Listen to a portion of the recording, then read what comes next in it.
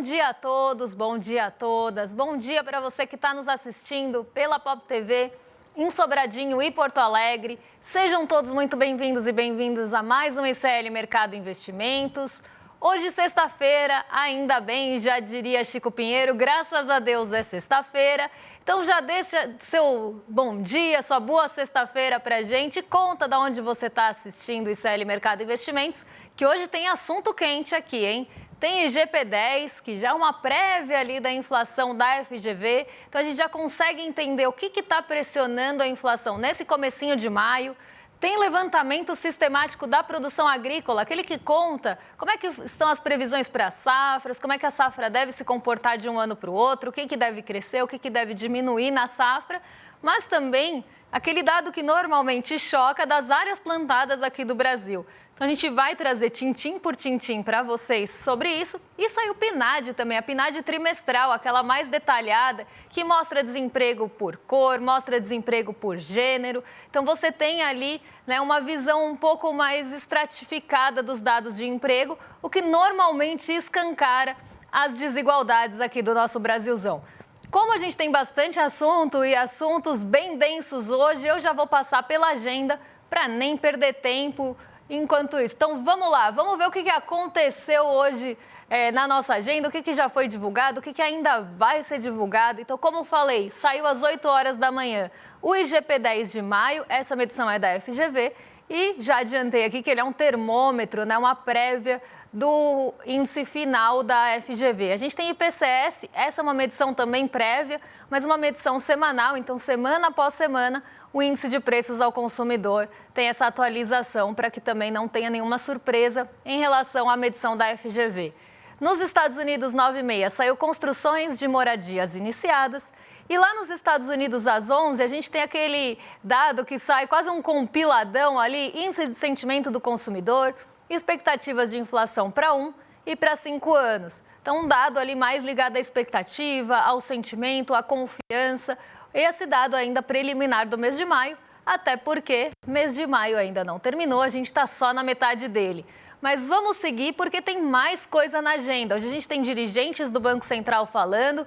Então, o economista-chefe do Banco Central Europeu, Philip Lane, olha, quase cebolinha aqui, hein? Banco Central Europeu, Philip Lane, discursou em evento organizado pelo Fed. Na verdade, ele não discursou, ele ainda vai discursar. E tem também postos de petróleo e plataformas em operação às 14 horas nos Estados Unidos. Depois, quem fala é o presidente do Fed de Richmond, o Tom Barkin, e ele vai discursar em uma universidade lá nos Estados Unidos. Às 10 horas, já para o fim do dia, quase ali no finzinho do dia, 10h40 da noite, quem fala é a Mary Daly, a presidente do Fed de São Francisco, também em uma universidade. Então, a gente tem um dia, né, que temos discursos ali de economista-chefe do Banco Central Europeu, que a gente tem o Fed de Richmond e a presidente do Fed de São Francisco também aparecendo na agenda. E o que eu sempre falo, quando a gente tem esse tipo de dado, a expectativa é que tenha ali alguma fala em sinalização de inflação ou de política monetária. O resto do discurso pouco importa. Todo mundo está querendo saber mesmo para onde vão os juros dos Estados Unidos e como é que está a leitura da economia por lá. Falando em leitura da economia, como é que estão os juros, já vou aproveitar para dar bom dia para o Diego, porque ele está lá na redação, ansioso para contar para vocês como é que foi o fechamento de ontem. Então, Diego, bom dia, como é que você está nessa sexta-feira? Bom dia, Débora. Sextou, finalmente, graças a Deus. Estava precisando dessa sexta-feira, mas vou dar bom dia para a audiência também. Bom dia para Maria Helena, nossa telespectadora fiel, sempre presente aqui no chat. Bom dia para Elidete. Bom dia para o Chico César, diretamente de Manaus. Bom dia para o corintiano Ricardo, que disse aqui que morreu, mas passa bem. Bom dia para Tina Tavares, diretamente de Rio Tinto, na Paraíba. Bom dia para Jéssica Maran, diretamente de São Luís, no Maranhão. Enfim, bom dia para todo mundo. Prazer estar aqui com vocês hoje. Débora, já queimando a largada de sexta-feira, o Ibovespa fechou o dia de ontem com uma alta de 0,66%, aos 139.334,38 pontos, o maior nível da história do índice. Mas, porém, contudo, entretanto, todavia, o avanço da Bolsa não reflete um otimismo geral. O desempenho do Ibovespa ontem foi impulsionado principalmente por resultados corporativos pontuais e pela força dos pesos pesados na carteira do índice, como a Vale, por exemplo, que subiu mais de 1%. Especificando um pouco mais os resultados corporativos, a Eletrobras e o Banco do Brasil decepcionaram o mercado. Segundo analistas de mercado, os números operacionais fracos da Eletrobras fizeram a empresa tombar 3,22% e o Banco do Brasil, por sua vez, divulgou um resultado fraco e abaixo do esperado, recuando 1,21%. Outra empresa que recuou, mas não foi por resultado fraco, foi a Petrobras. Segundo notícias, as ações preferenciais da Petrobras caíram levemente, desvalorizando 0,13%, acompanhando a baixa do petróleo no mercado internacional, limitando parte do fôlego do índice. Por outro lado, duas titãs do setor financeiro avançaram com segurança. O Bradesco subiu 0,99% e o Itaú valorizou 1,34%. A relação clássica, desempenho da bolsa e desempenho do dólar, não seguiu o tradicional bolsa sobe, dólar cai. E dessa vez o dólar subiu junto com a bolsa. Nesse caso, subiu 0,83%, cotado a R$ 5,68. Isso em meio a um cenário externo ainda bem incerto. Ainda assim, e por incrível que pareça, o real segue como uma das moedas com melhor desempenho frente ao dólar em 2025, o que mostra uma certa resiliência do Brasil em meio às turbulências globais. Falando em cenário externo, aliás, o que movimentou as bolsas de Wall Street ontem foi o discurso de Jerome Powell, que aparentemente deu sinais confusos aos agentes de mercado, e a repercussão de indicadores econômicos também com sinais contraditórios. Com tudo isso, o Dow Jones subiu 0,65%, o S&P 500 avançou 0,41% e o Nasdaq, tadinho, caiu 0,18%. Débora? Vamos lá, Vamos entender por que não aconteceu o movimento clássico ontem, Porque o Diego falou, tem um movimento clássico ali, Bolsa sobe, dólar cai, bolsa sobe. Isso pode ser uma dúvida de muita gente. O que aconteceu no mercado cambial ou o que aconteceu no desempenho da bolsa que não favoreceu esse movimento que normalmente é o mais visto? A bolsa ela tem uma correlação negativa com o dólar. Então não tem realmente esse movimento. Por quê? Por que esse movimento é o mais clássico, o mais observado? Entra recurso aqui para fazer com que para comprar nossos ativos, isso faz com que a bolsa sobe. A bolsa nada mais é do que uma ponderação de todas as ações que fazem parte do Ibovespa, Quando a gente está falando, a bolsa subiu. O que subiu? É o índice Bovespa. E esse índice, ele é uma média ponderada de várias ações. Como eu sempre falo, a Vale é a mais pesada, então ela tem a maior parte ali da composição desse índice. Depois vem a Petrobras, a ordinária preferencial. Juntas elas têm lá quase 30% do índice. Então isso são ponderações dos nossos ativos. E aí, quando a gente fala que o Ibovespa subiu, a gente está fazendo uma generalização aqui, O índice que mede ali a nossa bolsa, o desempenho da nossa bolsa subiu ou caiu. Mas a gente tem que entender o que fez a bolsa subir ou cair para entender movimento de dólar. Normalmente entra dinheiro aqui para comprar esses ativos, para comprar ações, e aí a bolsa sobe. Se a bolsa sobe, entrou dinheiro de fora provavelmente, então você tem uma queda do dólar. E o movimento contrário também é verdadeiro. Então, se os ativos caem, é porque as pessoas venderam os ativos de bolsa, as ações, esses ativos que compõem o nosso índice. Se você vendeu o índice, as ações que compõem o índice, provavelmente saiu recurso estrangeiro daqui também, porque isso foi convertido em dólar. Então, sai dinheiro daqui e o dólar sobe. Então, a gente entender também esse movimento cambial, sai recurso estrangeiro, o dólar sobe, entra recurso, o dólar cai, é muito importante para a gente entender esses movimentos de mercado. Agora, o que aconteceu ontem que a bolsa subiu e o dólar também? Esse é um ponto importante para a gente explicar para vocês. Às vezes pode ser juros. Então, se a gente tem um movimento aqui de queda nos juros futuros brasileiros, mais alta nos juros futuros ou esperados lá nos Estados Unidos, qual que é o movimento esperado? Que você tenha uma saída de recurso daqui para buscar ganho lá nos Estados Unidos. Então, você tem essa saída de recurso do nosso juros futuros ou do nosso tesouro, que seja, dos nossos ativos de risco também, para buscar ganho lá nas treasuries, nos títulos de dívida dos Estados Unidos. Esse é um movimento, mas não foi o que aconteceu ontem. Não, já estou adiantando que não foram os juros que movimentaram a Bolsa. O que aconteceu? A gente teve uma série de valorizações do real. O Diego mesmo contou que o real está muito valorizado esse ano. E essa valorização vem em grande parte da recuperação do ano passado. Então você tem essa recuperação do real. Só que chega um dado momento que você também atinge um patamar que você acredita que não vai ter ali, que não vai cair mais que aquilo, ou que pode ser que tenha chegado num piso. Como a gente está falando de valorização do real, o que acontece é que o dólar cai. Então, se o dólar cai a um ponto que você acha que chegou num piso, você tem a possibilidade de começar a comprar aquele dólar, porque você acha que já está barato o suficiente para você voltar a comprar aquela moeda. E aí você tem essa realização também de ganhos das avessas aqui, né? Você começa a comprar de novo a moeda para se fortalecer ou para se proteger, porque você acha que chegou num ponto que ela vai voltar a valorizar. E essa foi a movimentação que a gente viu acontecer ontem. Como o dólar caiu por vários dias consecutivos, chegou em um ponto que, ou porque a pessoa precisa se proteger, ou porque ela, né, vai ter uma viagem, ou porque ela precisa ali, não importa. Se ela quer especular com o dólar, ela volta a comprar e a moeda se fortalece.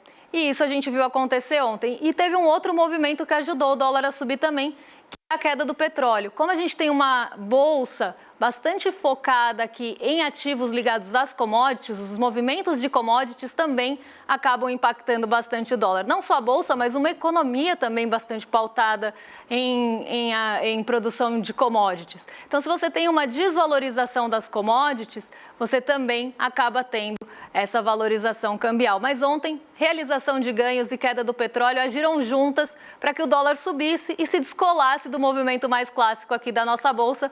Só explicando para vocês, porque foi uma dúvida da redação, e aí pode ser uma dúvida de todo mundo. Agora, vamos falar de IGP-10, né? Vamos já pegar esse gancho para falar do IGP-10, porque é algo que mexe com o nosso bolso, então a gente falou do que mexe com a bolsa. Vamos falar agora do que mexe com o nosso bolso, porque saiu o índice aí de preços da FGV, é uma prévia ainda do índice final da FGV, mas já mede pelo menos o comecinho, os primeiros 10 dias de maio. Então vamos entender o que aconteceu, o que pressionou ou despressurizou aí o nosso IGP-10 nesse mês de maio. O IGP-10 ele teve uma queda, mas uma queda menor do que a gente viu no mês de abril. Então continua assim deflacionando, mas não deflacionou mais do que já tinha deflacionado. Ainda andou para trás, os preços andaram para trás, mas não na mesma magnitude do que a gente viu acontecer no mês passado, que a queda tinha sido de 0,22 no geral nos preços, né? Então, nesse mês, 0,01 de queda, uma queda bem menor, mas ainda assim uma queda geral de preços. Quando a gente olha para os componentes do IGP-10, porque assim como o IGP-M, como o IGP-DI, o IGP-10 também tem uma composição de preços ao produtor, preços ao consumidor e Índice Nacional da Construção Civil, então preços da construção civil. Os preços ao produtor também tiveram queda em maio, mas uma queda menor do que tinha acontecido lá no mês de abril. Então, continuou caindo o preço ao produtor, mas numa magnitude menor. E isso já contribui ali para que você tenha uma queda no IPCA final. O INCC, ele acelerou nesse mês. Então, a gente continua vendo os preços da construção civil subindo, é uma variação positiva de preços, mas uma variação também menor do que a gente viu aí no mês passado. Agora, o que eu queria contar para vocês, que eu acho que é o que mais importa, é o IPC. É porque o IPC ele teve um peso grande nessa composição do IGP-10. Então, vamos passar já para ver aqui o que aliviou, o que não aliviou o IGP-10. Aqui a gente tem ainda movimentação em 12 meses, até para ver se essa inflação está acelerando ou não no acumulado em 12 meses. E aqui fica claro que na maioria dos componentes ela está desacelerando, o que desacelera lá o final do IGP-10. O que eu queria trazer mesmo para vocês são os itens. Os itens do IPC que acabaram aliviando ou pressionando o nosso bolso, porque isso é o que importa lá no final. A gente quer saber do índice de preços ao consumidor. Débora, mas os preços ao produtor importam, porque uma hora essa alta também chega para a gente. E vocês estão completos de razão se estiverem pensando isso. Mas leva um tempo para a alta dos preços ao produtor chegarem na gente. E a gente teve até um alívio em alguns itens importantes ali do índice de preços ao produtor, como por exemplo o diesel.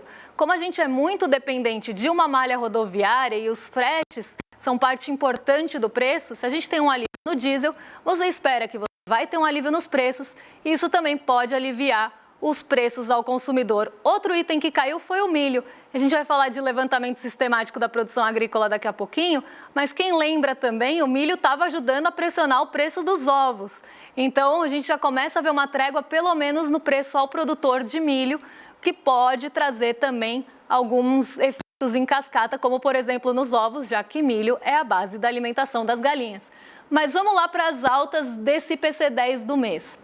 A tarifa de eletricidade subiu, a batata, volta dos tubérculos, né? A batata que tinha ali aliviado a inflação, está até com um acumulado negativo nos 12 meses, na maioria dos índices, ela voltou a subir.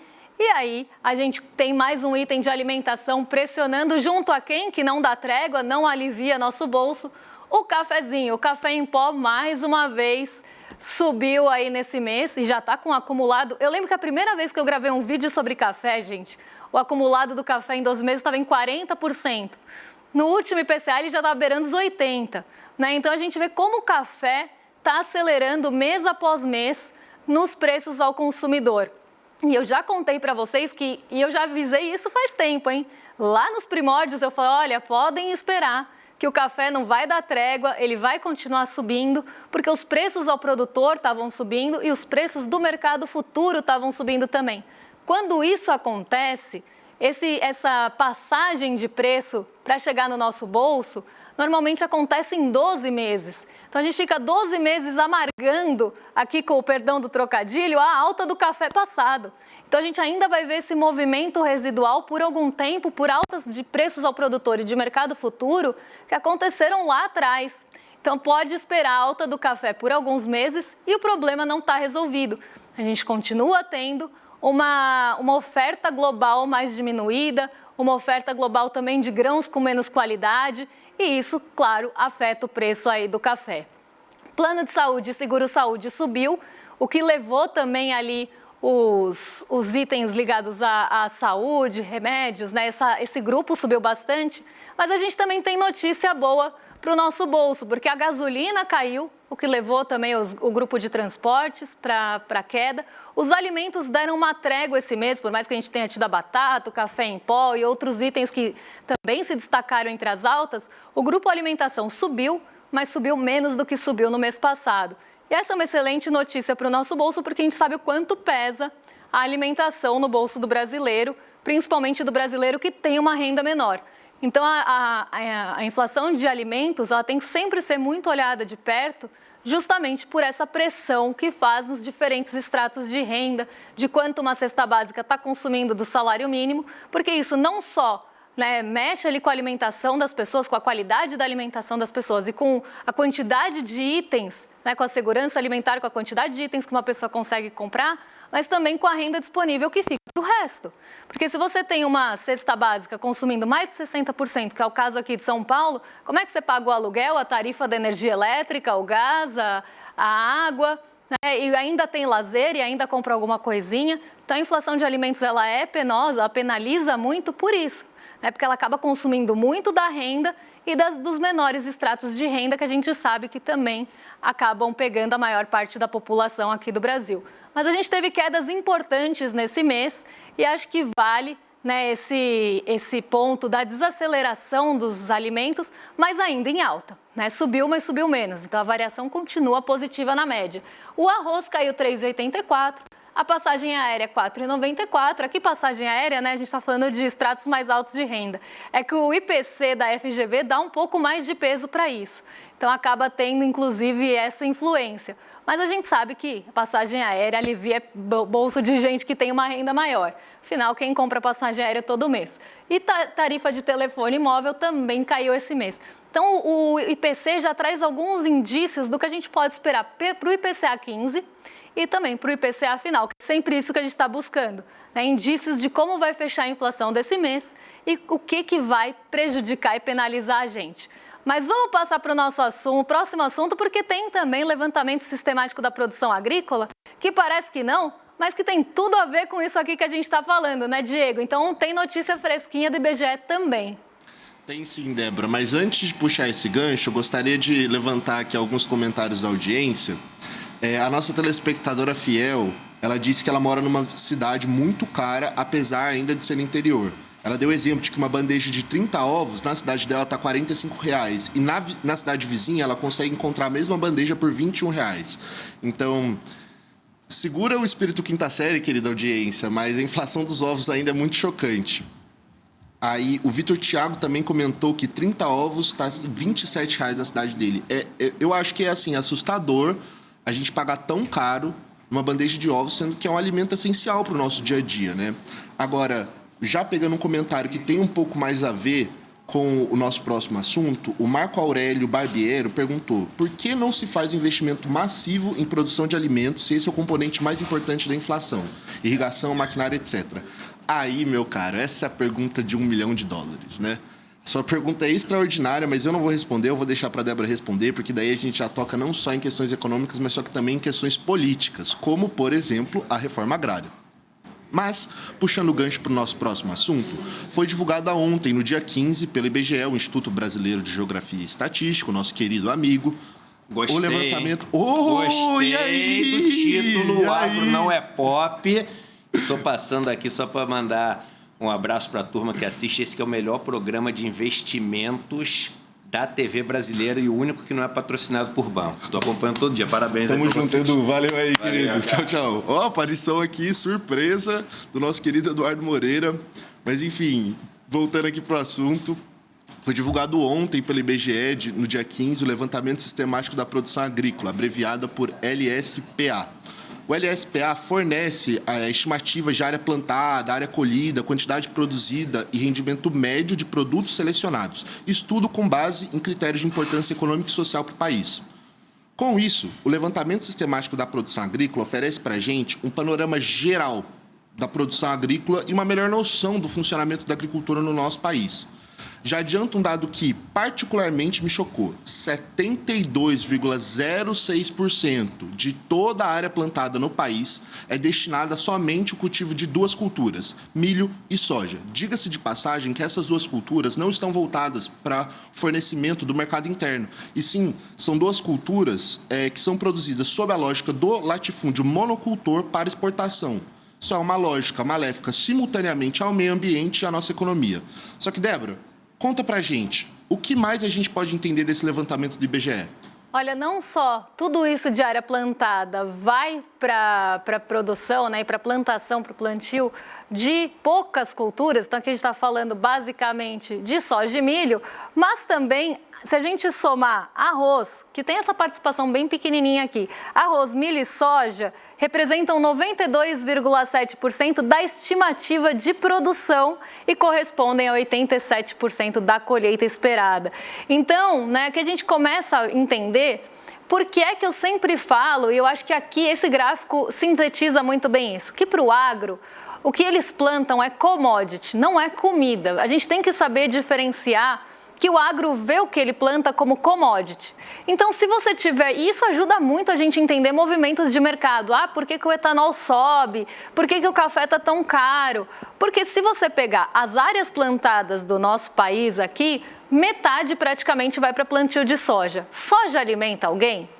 Eu faço essa pergunta para vocês aí da audiência e já aproveito para responder que não. Soja é um plantio voltado para exportação, é um agroexportador, né? É o agroexportador que planta soja e principalmente o destino dessa soja é a China e para alimentar praticamente suínos na China. Então a China é o nosso maior destino de soja e essa soja plantada aqui, que ocupa grande parte da nossa área, ela é destinada para exportação. O milho, idem, né? O trigo também. Se você pega aí essas três faixas, você já passou de 70%, quase 80% da nossa área plantada. O que sobra? O café também, cana-de-açúcar também. Se a gente somar tudo isso, o que sobra? 1,80% das áreas para o arroz, 2,77% para o feijão e 9,37% de outros, que aí são várias culturas que estão nesses 9,37%.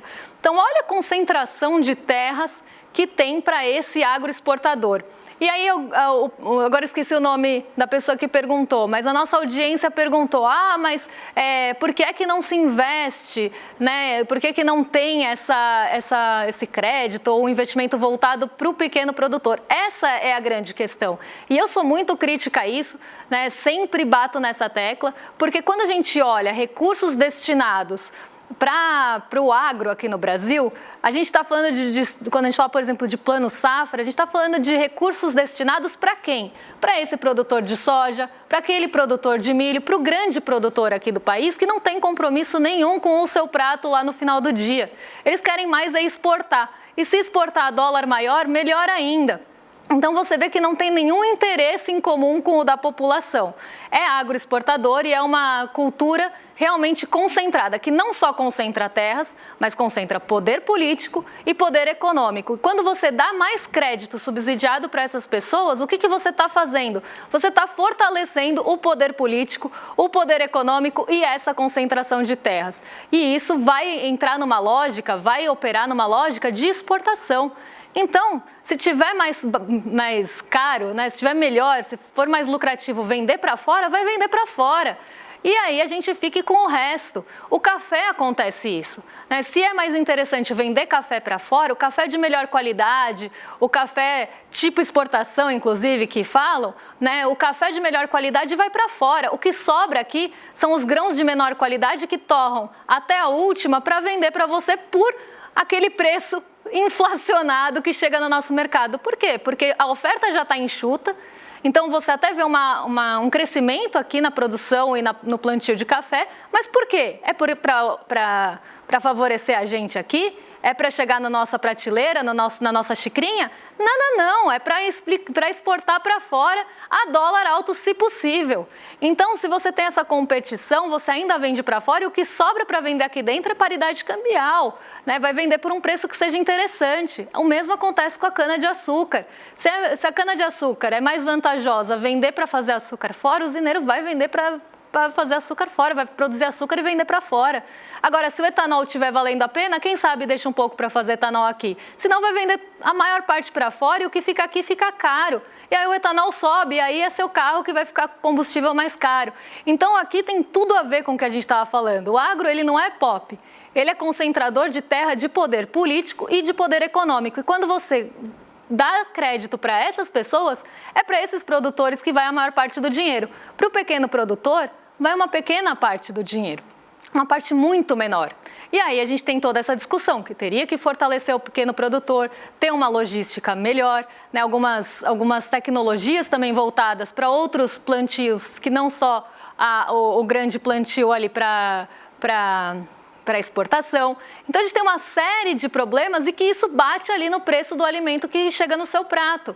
E está tudo ligado, né? A inflação de alimentos, ela também tem a parte do clima, mas ela também tem essa parte concentradora de terras, de renda e de poder, né? E a gente sabe que quanto mais poder na mão dessas pessoas, mais destruição climática, mais ali destruição, genocídio, né? Genocídio, que a gente pode falar que passa o trator em cima das pessoas, a gente pode falar que passa o trator em cima das pessoas, a gente pode falar ali que vai ter, né, toda essa lógica voltada para a exportação e nenhum compromisso com o prato do brasileiro? Também. Então, quando a gente olha aquele gráfico, ele é autoexplicativo. E agora, para não tomar tempo do rolê, porque eu quero entregar aí em tempo, já vou passar para os nossos vizinhos de cima, o William De Luca e Guga Noblat já estão lá para receber. Não é o William hoje de novo, é a Roberta. Tinha me esquecido. Roberta Garcia e Guga Noblat. O William está no urgente, né? O William mudou de horário nessa semana. Então, vocês estão em mais que excelente companhia com a Roberta Garcia e o Guga Noblat. E a gente volta na segunda-feira para trazer os principais pontos da PNAD também, que hoje não ia dar tempo de falar, já que é uma pesquisa densa. Um beijão e até lá, pessoal! A aula inaugural foi um marco. Se você perdeu, o replay já está disponível. Por que as elites odeiam o povo brasileiro? Está aberta por tempo limitado. Nela, eu explico como a elite brasileira construiu um projeto de dominação baseado no preconceito, na desigualdade e na mentira. E por que isso ainda se repete até hoje? Assista agora e compartilhe com quem precisa conhecer essa verdade. Olá, eu sou a Juliana Baroni e estou aqui para te fazer um convite. Toda terça-feira às 19 horas tem o Precisamos Conversar, um programa de debates feminino. A gente tem que ver Tem que analisar. Vale tudo por qual dinheiro? Quem tem dinheiro e o que é dinheiro no país? Já foi mais ou menos uma cama. Aqui no Instituto Conhecimento Liberta e também nos canais do Eduardo Moreira. Então, você não pode perder. Um beijo, até lá!